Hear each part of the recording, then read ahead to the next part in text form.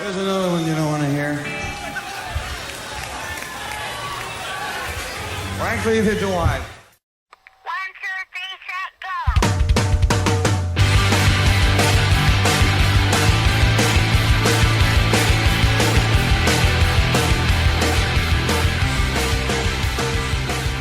Hello out there and welcome to the Power Chord Hour podcast, episode 156 to be exact.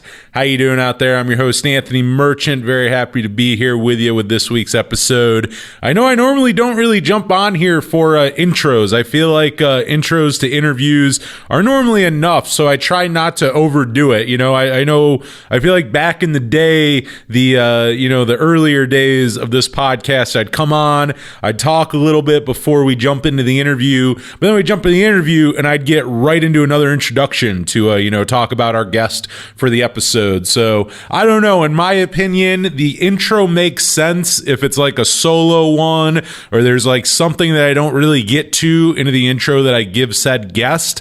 But we've become so guest heavy. It's been a very, very long time since I've done a monthly rundown or done kind of a solo episode. So I just don't feel like I jump on like this beforehand. But for this week, I did think I'd jump on because we get into this interview pretty much instantly. Today I'm talking to Chris Envy, the singer of the band Showoff. Really stoked to do this interview. I gotta say, I'm aware of Showoff. I know the band. I've always liked anything I've heard from them, but admittingly, I've only heard a few songs here and there. But again, a band that I was well aware of, and when I was told that they had a new EP coming out, if I'd like to do an interview, I was more than happy to. I was really looking forward to it. And it kind of gave me a reason to jump further into their catalog. And as I was doing so, I mean, it was like, why have I not been listening to this band for way, way longer? This is a band that I would have liked from, I am. They've gotten me through the catalog now, listening to a bunch of stuff and catching up. But this is a band that I like as much now as I would have probably as a teenager. I remember being in high school, discovering a lot of bands who were probably Showoff's contemporaries, and we're playing with them at the Fireside Bowl and all that back in the day. And big fans of them. And it's like, why I wasn't listening to Showoff is beyond me. But I was very excited to do a talk to Chris, get more into the music. And this was a fun interview to do. We really just jump right into it. So like I said, I thought I'd get on before getting into this. It was kind of interesting because with, I guess, a little behind the scenes for doing interviews, normally I'll talk to the guests a little bit beforehand, and it varies. Sometimes I talk to guests for literally 30 seconds and it's like, hey, how you doing? Like, excited to talk to you. Does everything sound good on your end? And then we get right into it. I give them the intro that you hear and we get into it.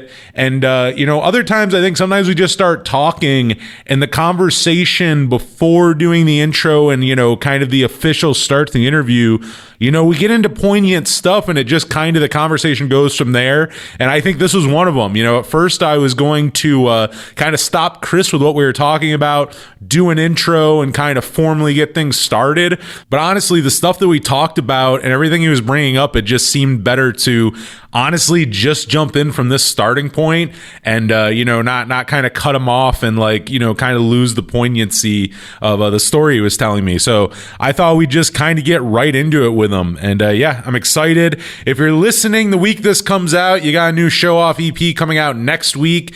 Basically, if you listen to this podcast anytime after a week after it's been released, the new Showoff EP should be out for you to go listen to. But if you're listening this week, get ready for some new Showoff. And that single Bitter Pill is out now everywhere. It is not on the new EP, but boy, is that a catchy song. That chorus is stuck in my head constantly.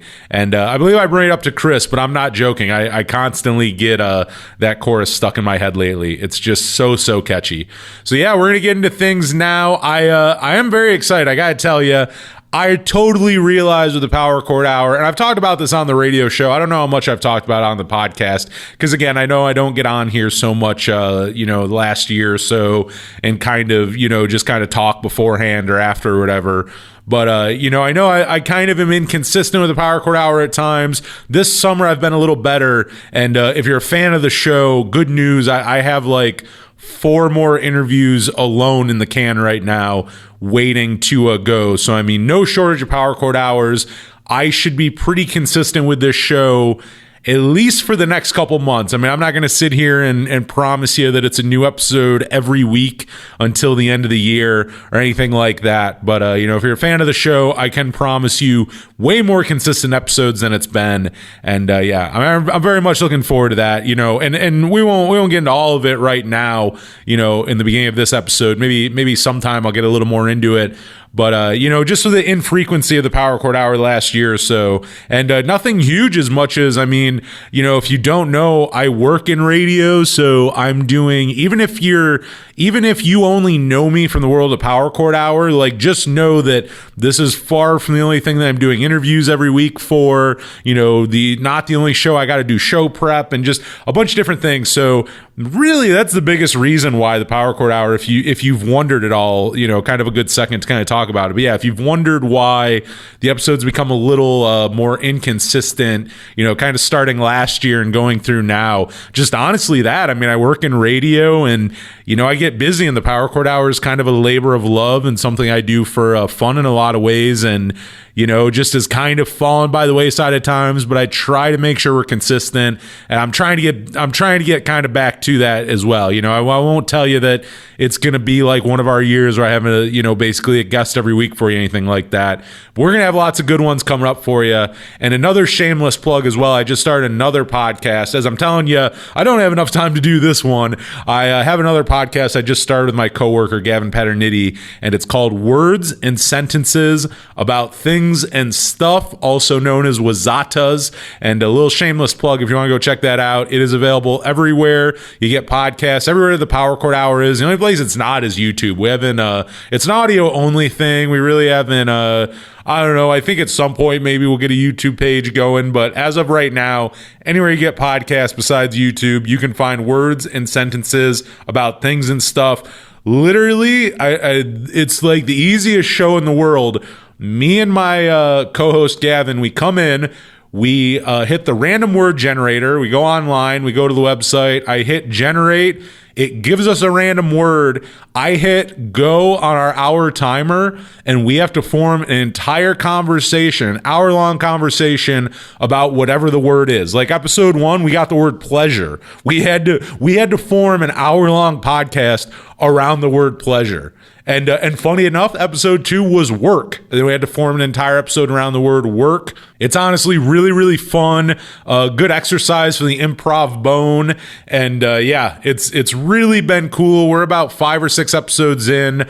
If you want to go check that out again, anywhere podcasts are listened to, Words and Sentences About Things and Stuff. That's been really, really fun. And I got to say, to be completely honest, it's not supposed to be music centric per se. It's very free flowing.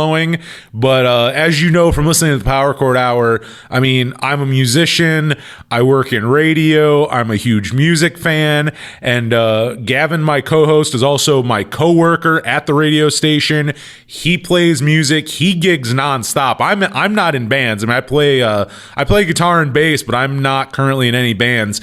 Gavin, he plays with, in the Jamestown area, if you're not around here, Gavin plays with every band that exists in Jamestown. I swear to God, that guy is out gigging 3 or 4 times a week, including during the summer. It is so crazy busy for him.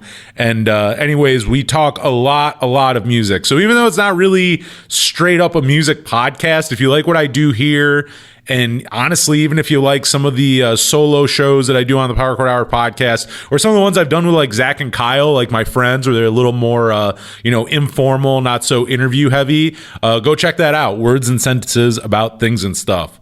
But I'm going to shut up now. I haven't done an intro in forever, and now this thing's going on, I think, close to 10 minutes. So I'm going to be quiet because we still got an hour-long interview with Chris Envy here. So here we go. This is my interview with Chris Envy of the band Showoff, right here on the Power Chord Hour. With Showoff, our second album, you were talking about going through the catalog. And the second, I guess the third official record or whatever, but third record, the Wish You Were Her record. Oh, yeah. So that was recorded in the year 2001. So 2001, we recorded this record. And this is another timing thing, right, too. So you probably, most people that know Showoff would have heard Falling Star or because that was our single at the time.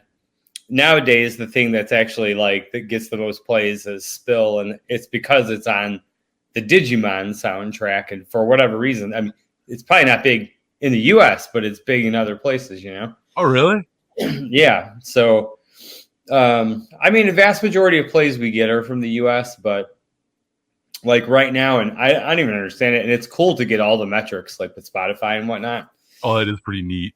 That you get to see who's listening where, and like 3 of our top, probably I think top 8 cities are in Australia, which is, I mean, that's awesome. But like we've never played there, and I didn't even know that people would know who we are there. But it's like we're some giant band anyway. But so it's not like hundreds of thousands of people, but it's cool to kind of see those metrics, you know. No, that's really including. Yeah, if you guys never made it down there. Yeah, I mean, I don't know that I could handle that kind of a flight, to be honest with you. Oh, that's like, a long.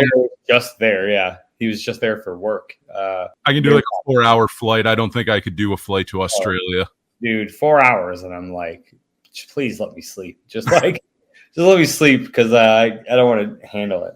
But anyway, getting back to the point, that second record, "Wish You Were Her," was recorded in 2001. We recorded the first record with John Feldmann from Goldfinger. He's a producer. And then, you know, kind of, I think it was like childish naivety to some degree, and like maybe some sort of like self-reflection of, you know, like, I wouldn't say narcissism because it wasn't really. It was like hearing John Feldmann's project Showoff, like, it was constant connection between that, where you're like, well, I mean, I'm a musician, like we're doing stuff on our own too, you know? Yeah. And don't get me wrong. I feel like without John's help, we would have gotten absolutely nowhere. Like, I mean, we'd probably gotten somewhere, but not anywhere close to where we ended up getting. But we ended up not using John for the second record. And in retrospect, so we used Mark Trombino, who's Jimmy Old, Blink 182, like huge records, an amazing producer. In retrospect, though, I think the smart thing probably would have been to just use John for the second record. Like, would have made more sense. But you're youthful and you're like, well, we got to prove ourselves to people that we're our own thing, you know? Yeah. But this is where timing comes in. So, which is why, you know, you say timing's never been their thing. So we talked to our label. Now, I know from talking to my drummer, old drummer, he recalls it differently than I do, but I know our old bass player or guitar player recalled it the same way I do too, which is where we were like, well, we don't feel like Maverick worked the first record how we wanted it to get worked. Mm-hmm. And so we were like talking with Drive-Thru Records to get this really? record. Yeah. We were talking with them to get this second record put out. And then we were like, they had some concerns because I'm sure they were talking to people within, you know, the scene or whatever.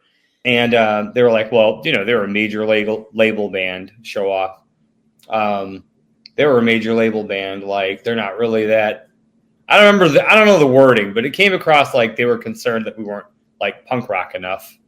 Oh, yeah. I don't know that that's really the case. I know Richard and Stephanie, who own Drive-Thru. I know them like, not like, you know, we're not like close friends or anything, but like acquaintances, and I like them as people. And I feel like what they were getting at is they were just like, well, you know, we have, and this is true for all people. Like, I'm not holding that against them. I feel like you have an image to uphold as a label. And you're like, we're an independent, like, pop punk label that's heavily involved in the scene. Like, you guys are a major label band that were never on an independent label. And so getting you and putting you on this label, like, for sure. How old are you? I'm 31. Okay. So I wonder if you would remember, and it's probably the same way with because I'm probably a generation before your generation, like with that music. I'm 48. So, but there's always been, and I almost guarantee you it's a bit throughout history, it's the same way. This like, I'm punker than you. Like, this like super like fucking slime ball, like douchebag people who are like, I'm a gatekeeper. You're name the second record from the Ramones bass player when he left in 1977. Like, you're just like, shut the fuck up.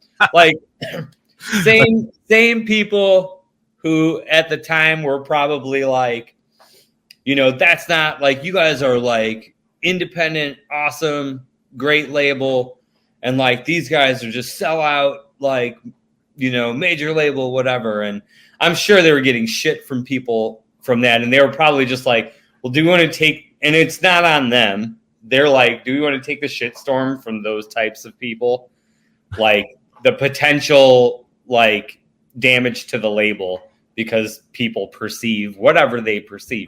Yeah.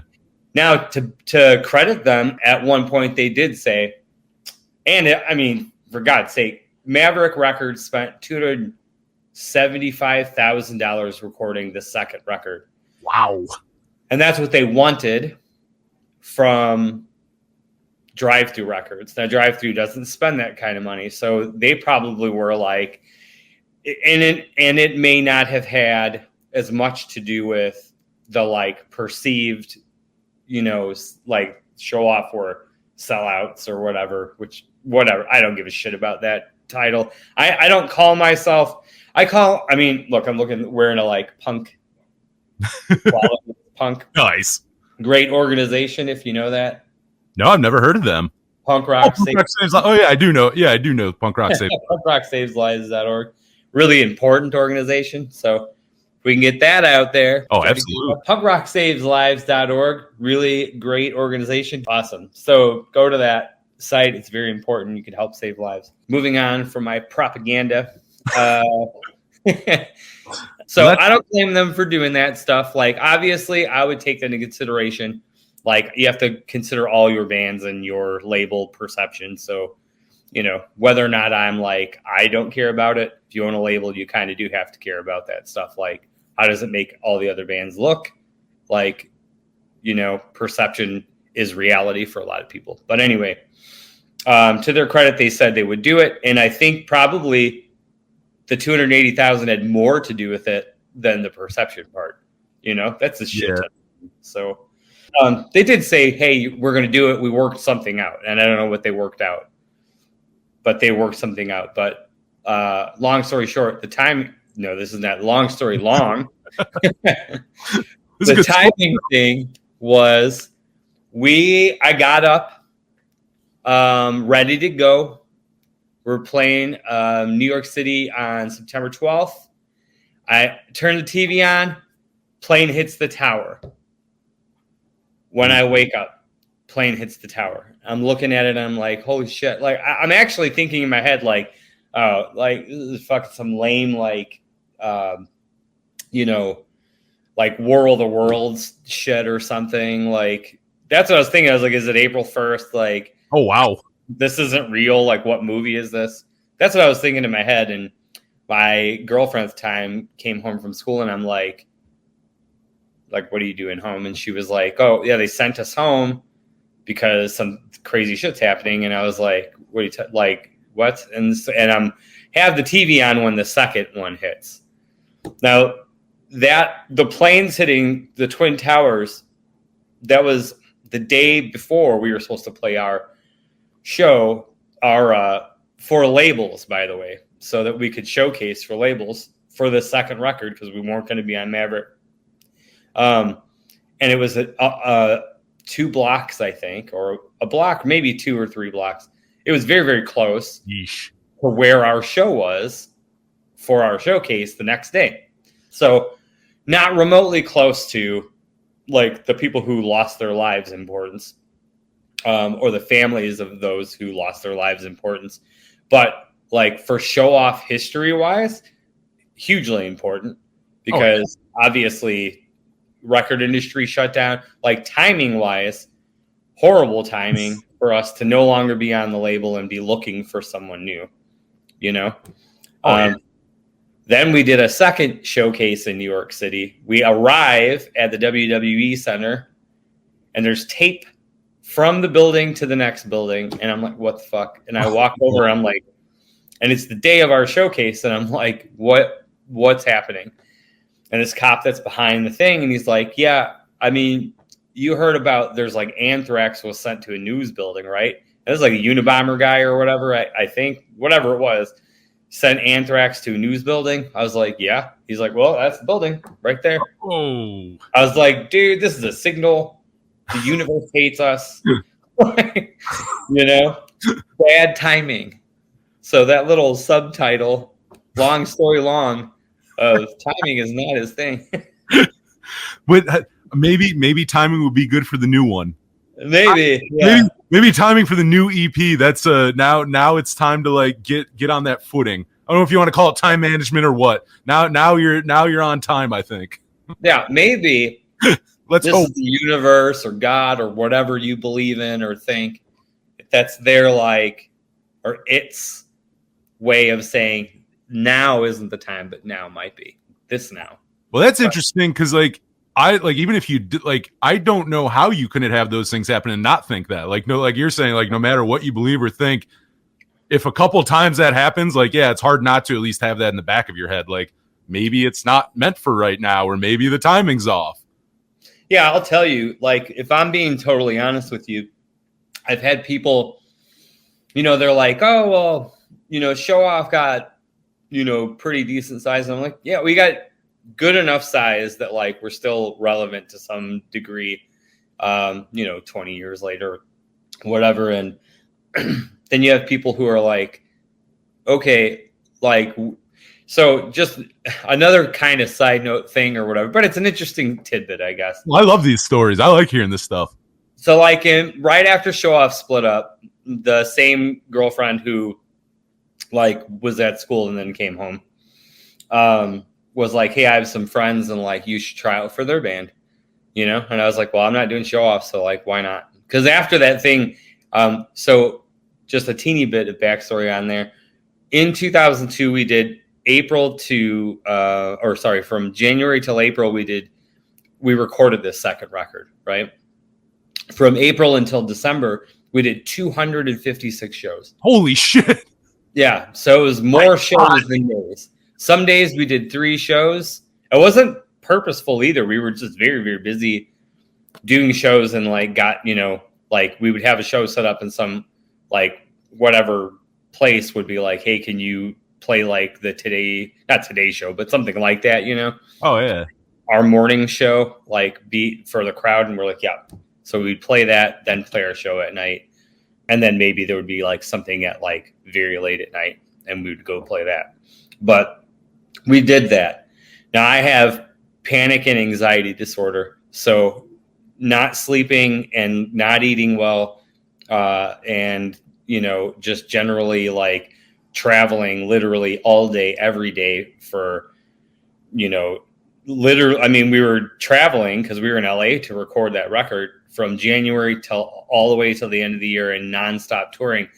I had panic attacks, pretty much every day. Like it was, and they were hours long. It was crazy. Yeesh. It was really, really bad. And I came home from that, to the city of Chicago. So we were like, we should probably split up after that second time of like playing in New York, drive through still like, I don't know if we want to pick it up or not. They did eventually say, yeah, we wanted to. But at that point, like, so my mental state at that point was like, I'm having horrible panic attacks. My drummer at the time started a new band with our guitar player and they were doing some stuff. So I'm just like, I don't know what I want to do yet with Showoff. And then you get home and that same girlfriend, like obviously relationships are seesaws all the time. They are, especially when you're young. But I got home from that and I was having these hour-long panic attacks. The doctor gave me like, what was it? Paxil to try to like help with it. but it would literally, I'd wake up and I would be like having a full-blown panic attack from the moment I woke up. So I had to take a Xanax to counteract the Paxil. Medication has never been helpful for me, other than like the Xanax or whatever.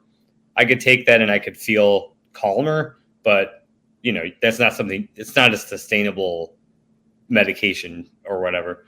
So I'm having terrible panic attacks. And then I come to find out, like sort of by eavesdropping, that girlfriend was cheating on me with somebody right before I got home. And so horrible mental state. We were engaged. It was like 2 years we were together. Horrible mental state, all of that stuff happening. And so I decide it's probably best if Showoff doesn't continue at this point, with other people doing other bands, with all of the stuff happening in my life at this moment. And then like moved back in with my parents in my 20s and like started exercising, more each day.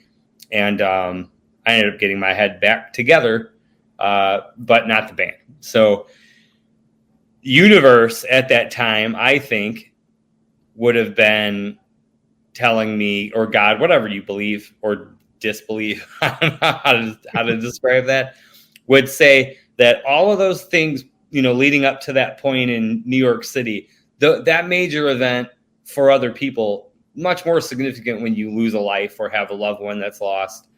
But, there's also something to be said for the importance of like losing a career. And like, that is kind of what happened with that, because all of our momentum, like, kind of died with the Twin Towers, like it really just did.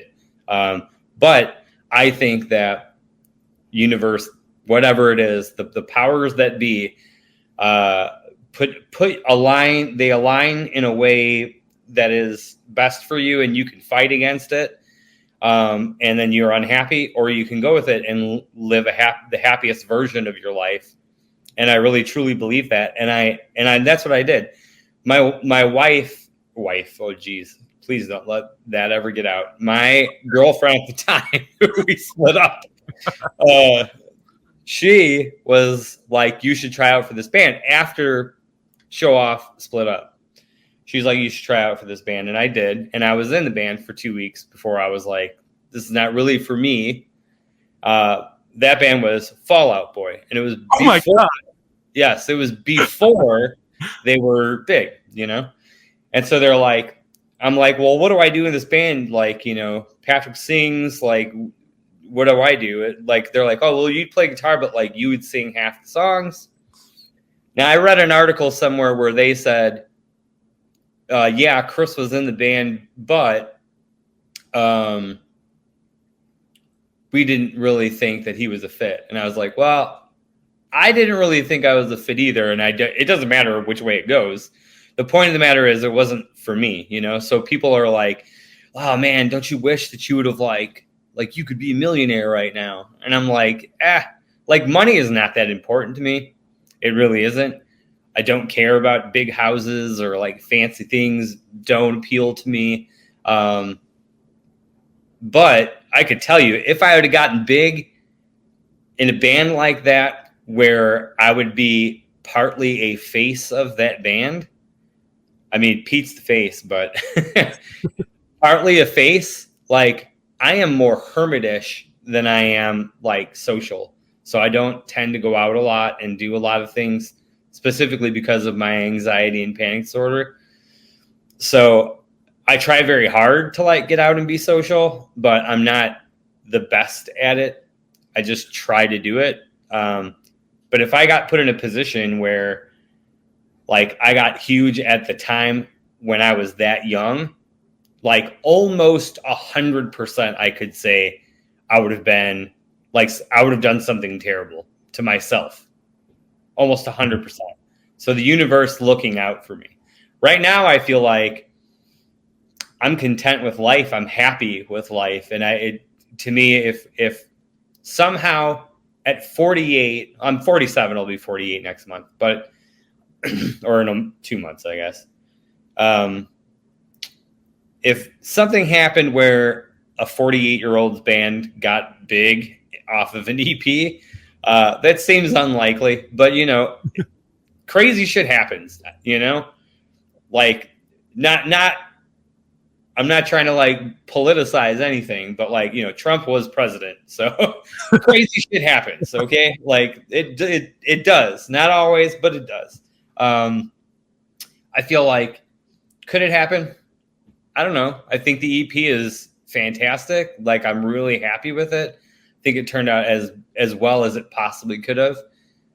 And if it did turn out to where like this got us big, I'm in such a better place to handle it.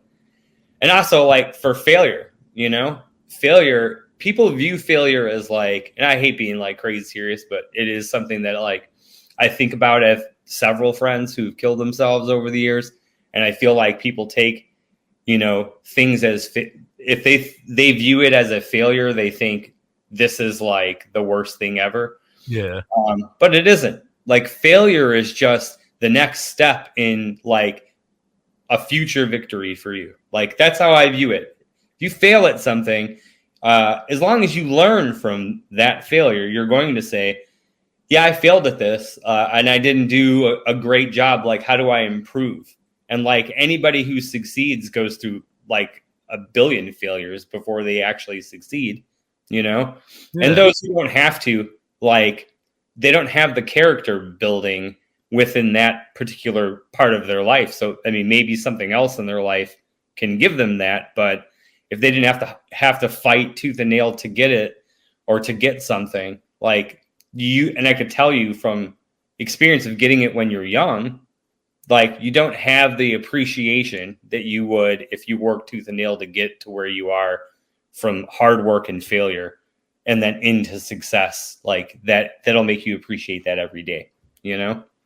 That is I mean, I feel like that's a good point. I mean, I can't say I have the experience of being in bands like that or like being in Fall Out Boy for a second or any of those things, but like you're talking about, I mean, if the beginning of that trajectory was Showoff, you know, around like 01, if that was like, you know, giving you that stress and exacerbating the anxiety and all that, yeah, imagine if like you did go the next step, or if you were in Fall Out Boy and like, you know, you have to turn that on, like you got to do morning shows, radio shit, like all those things, like you have to be a part of that, you know, whatever you want to call it. So it wouldn't have slowed down. It probably would. Like, I totally get what you mean, where if you can't handle that, you're like thrown into it. You don't get a choice. Like, so yeah, that makes sense. And I mean, also you're in a good place now. Yeah, absolutely. And like, if you think about it, it's kind of the exact same thing when you wish that you had success and you get that success thrust upon you. Oftentimes you don't realize it's not the success that you're craving, you know? Yeah. Like Kurt Cobain, like he talked about getting successful all the time, like wanted to be the biggest band in the world. And then the moment that it started happening, it wasn't what he wanted. It wasn't the reality of it wasn't what he was hoping, you know? Yeah. Like that wasn't what he imagined when he thought of that stuff. I mean, every kid, and that's the thing, like with the word sellout, when people used to use it and go, "Oh, you guys are sellouts." And I'm just like, yeah, go fuck yourself. I don't really care that you think that. Like, what the fuck does it even mean? You know? Yeah. Am I supposed to like be like, oh, I want to be a musician and like struggle my whole life? Like, that's what you know what I mean? That's a really good point. Yeah. I want to be able to pay my bills and do what I love for a living. Exactly. Like that. I've never been like, I've never craved having like, you know, a mansion or whatever. I've had a relationship where like my ex was very wealthy. We had big houses and whatever like that. And it never mattered to me. Like, it wasn't different from me from when I used to live in a trailer. Like, it just wasn't. It was like, I have a place that I'm sitting and watching a movie or playing a game or talking to my friends, and then I leave in a nicer version of a car. Like, my life's not better because of that. Do you know what I mean? Yeah. Like, what does sellout mean to me? I mean, I get it if a band is like, you know, they go and they sign to a major label and they used to be like a hardcore crustcore band, and then suddenly they're like, you know, whatever, the like Beatles, top 40 all of a sudden or something. Yeah. Suddenly they sound like, you know, Justin Bieber or something. Yeah. Like, yeah, I get it. Like, they probably changed their sound to try and sell records, but even then, they're a musician. Yeah. And like, they're doing if they're doing what they love and they're trying to accomplish something that they care about, I don't give a shit what they do. I don't care, you know? And like sellout is crazy to me. I've never understood it. I've thought I mean, I guess it probably gets used a lot less nowadays. I was actually gonna say that because like I feel like around my generation, I got like the end of it. Like you definitely would still get people who like said that.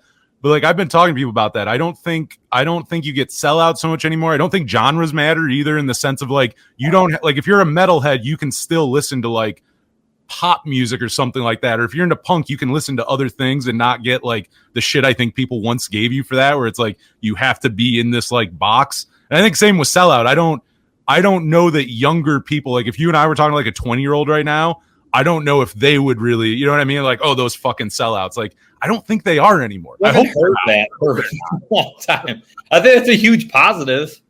No, that's a good thing. Let's hope they're not. Yeah, I've never gotten it before. I never understood it. And like, that never bothered me. Like people were like, you guys sold out. And we sold what out? Like a venue? Or what do you mean? Because I feel like I have always kind of written music exactly the same. Like my music has changed over the years. It's because I'm older and I know how to play more. Like that's about it. But you still like, I mean, again, like I was telling you beforehand, it's like, I mean, I've been going through, I've known of the band for quite a while and I know parts of the catalog, but like going back through, there's a consistency where, yeah, it's not like honestly, as somebody who hasn't in chronological order been following your band, you can listen to things throughout the years and they all mesh together. Like, I think you put out that single in like 2015 or something. That one meshes with the old stuff. And then like the album from like 2017, like all like that goes with the old stuff. Like everything goes really well where it's a band progressing, but it's not like all of a sudden you became like, I don't know, a new metal band on like album 2 or something. Like you didn't go in some weird acoustic singer songwriter on this one. Like it's Showoff. Like you know how to write Showoff and you seem to do, you know what I mean? Like you're not trying to go totally left field. It's good and you're still making new things, but it's all within that vein. You're not like trying to like do whatever's big at the time, I don't feel like. Right. Yeah. It's never been about that. I think it's just about trying to write the best songs that I can, and like they just end up wherever they end up. So, I mean, I gotta say, Bitter Pill's very the first.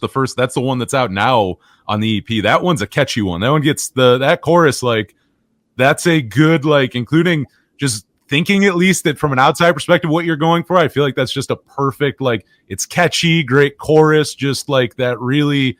I don't know. It's kind of pop punk. I like. It's that kind of like, I don't know. It's in the vein of what I really like. And I also like again that it's modernized. It's still kind of this like, oh, I get this vibe of that, kind of what was going on in Chicago when you guys started, but it sounds current and new. It's not, it's not a recycling an old song, but again, it's still Showoff in 2024, which I really like. Yeah. Thanks. Bitter Pill actually is not going to be on the EP. Oh, it's not. No, it's like a one-off single. Oh, nice. But it's not actually going to be on the EP. Damn. Okay. So that was almost just a teaser.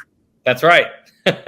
How many songs are on the, kind of getting into that, what can you kind of tell us? I guess people will be listening probably like a week or so before the EP comes out. So, I mean, it's not out yet. What can you kind of tell us about it? How many songs are on that? How long you guys been working on it? Kind of all that. You kind of give us a little bit about the new Showoff. Yeah, so we record. So the EP is called Haverstraw, and it's called Haverstraw because it was recorded in Haverstraw, New York. So, where is that in New York? What section of New York's that? It's like very close to New York City, I think. Okay, you're on because I'm in New York, but I'm near like Buffalo in the Pennsylvania line. Oh, gotcha. Totally opposite side of the state.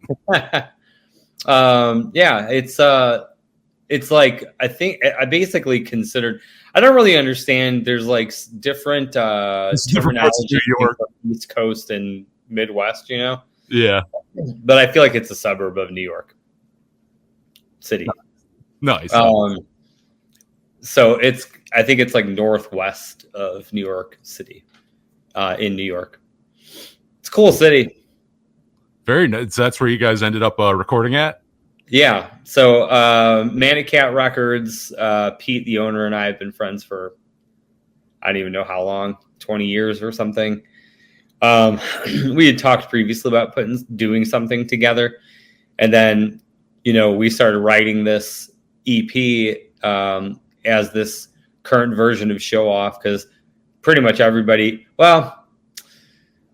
Showoff did an EP called Waiting for You in 2006. And I had to get a new version of the band together in order to do that, because obviously the old drummer, Dan, got together.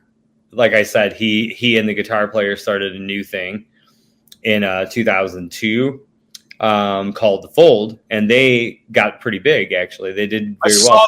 I saw them live opening for Punchline in like 2007 or 8. Oh, cool. Talking about.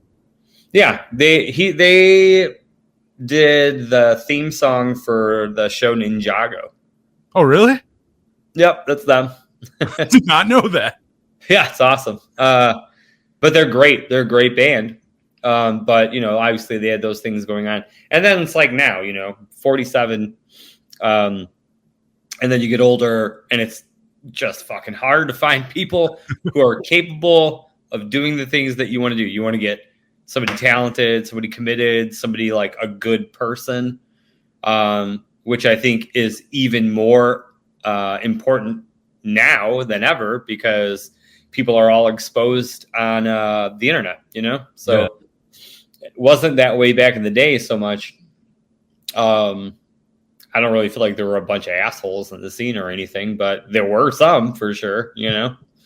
Now it's just like everybody's out there. Everybody has access to all information on almost everybody. So you really have to be careful on who you're selecting, and you need to get somebody who's capable of touring, capable of doing this, capable of doing that. And it's so hard to get that together.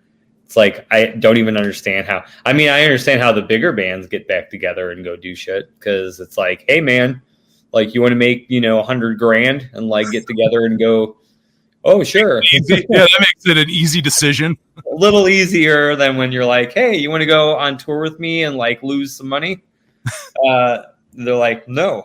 But I got a great group of people together, and Mickey is drumming. I don't remember if you remember the band August Premiere. Oh yeah, I really like August Premiere.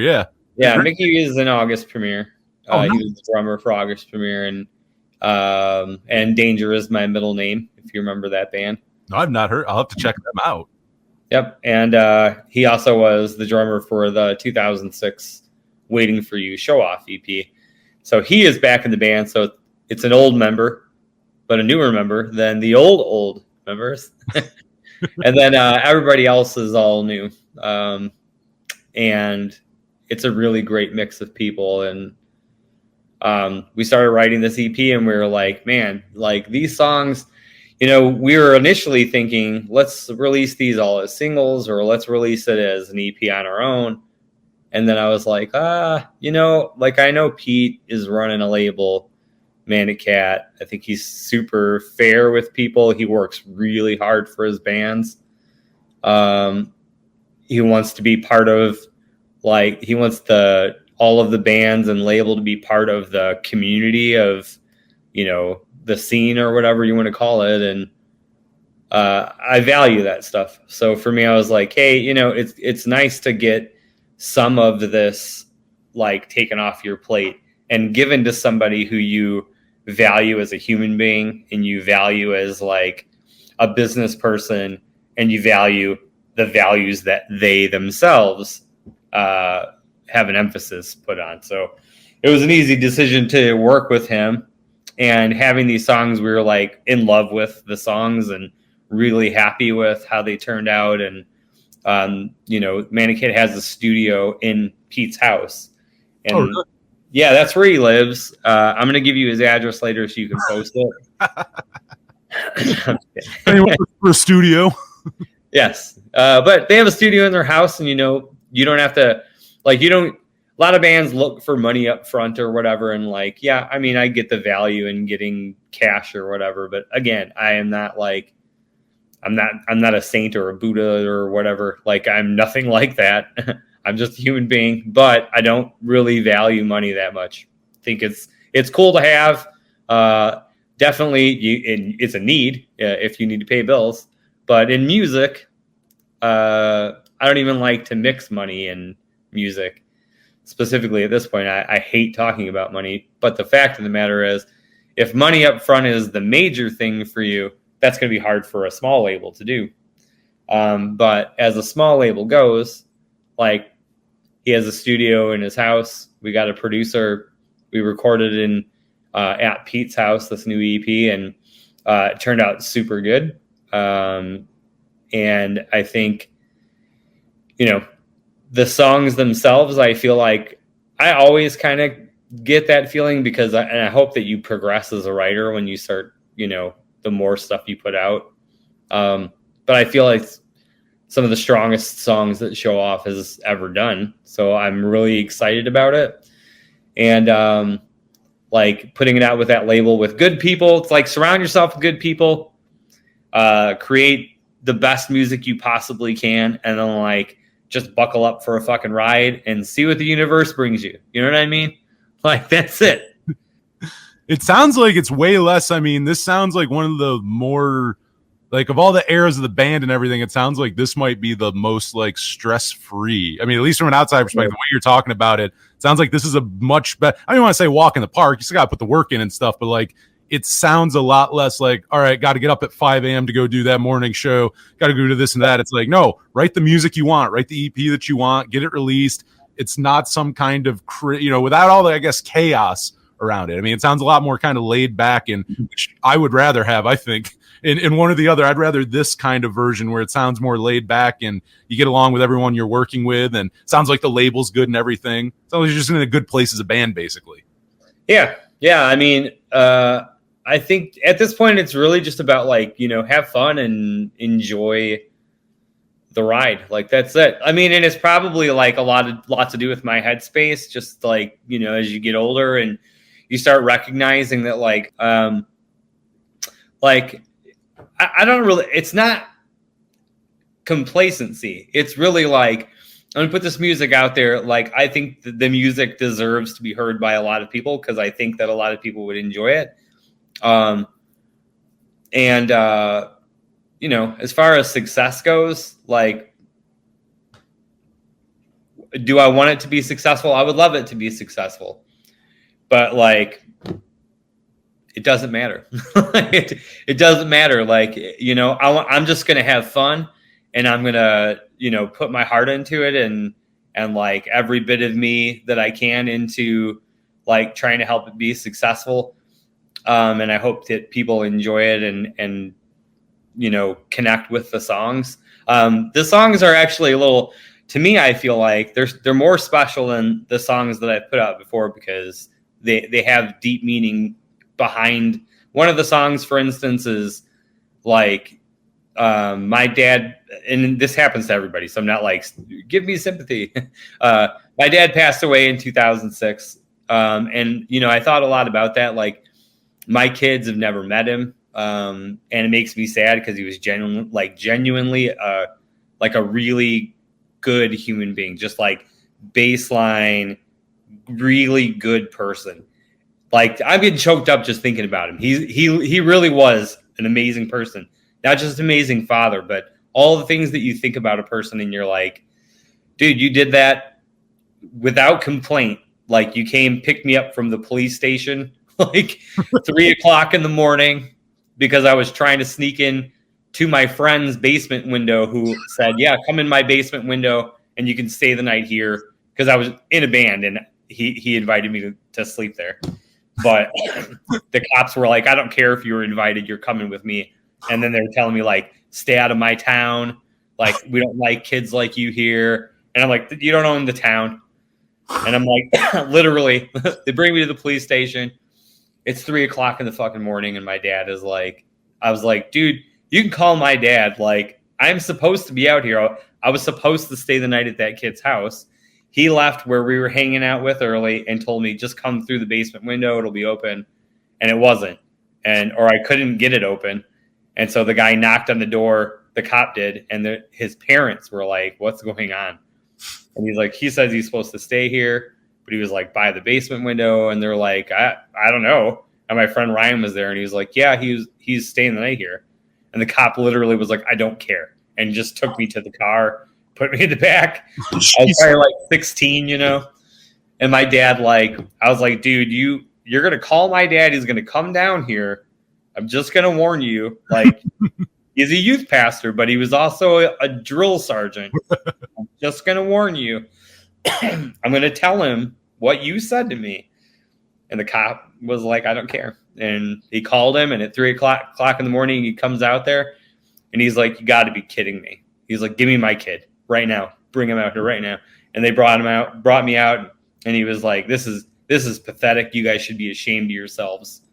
Blah, blah, blah. And then we left. He didn't complain to me once. Why didn't you just go 3 o'clock in the morning? And it was, if that was the only thing I could say, then whatever, but it isn't. It's a ton of stuff. So I thought about that, and I'm just like, dude, you just never know. He died from colon cancer at 67 years old. And you never know. You never know what's going to happen to you.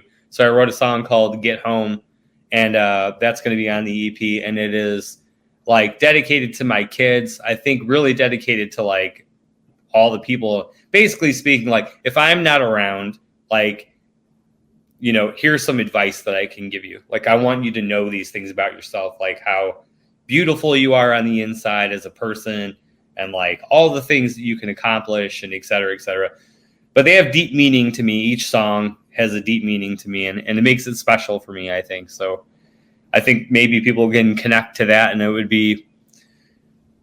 be awesome to live out that childhood dream of getting big and doing all that stuff in the mind frame that I am now instead of where I was back then. But yeah, so as far as how long ago we started working on these EP songs, probably 2 years now. I have been, not that we're working on each individual song, but as a unit together, we've probably been doing that for 7 months or so, 6 months, really trying to hone in on these things and then selecting, because I tend to write a lot. So I probably have 60 songs that were written for it.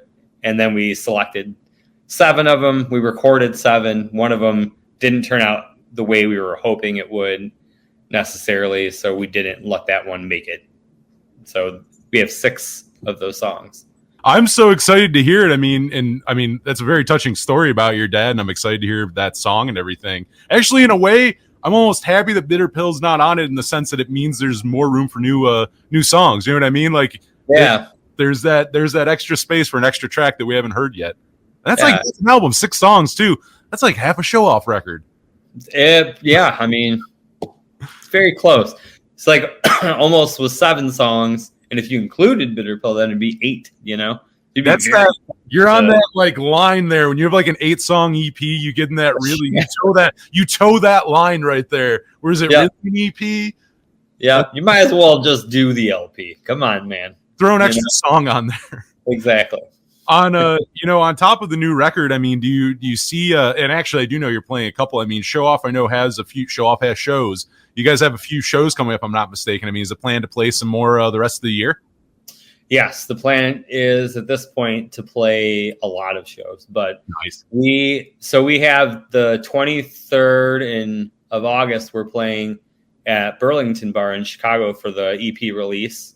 And it's a super small venue, and we're playing with friends bands, so I think it'll do just fine. 24th of August, we're actually playing in La Crosse, Wisconsin, and in September, and people could probably, I think, look on our site or Manic Cat site.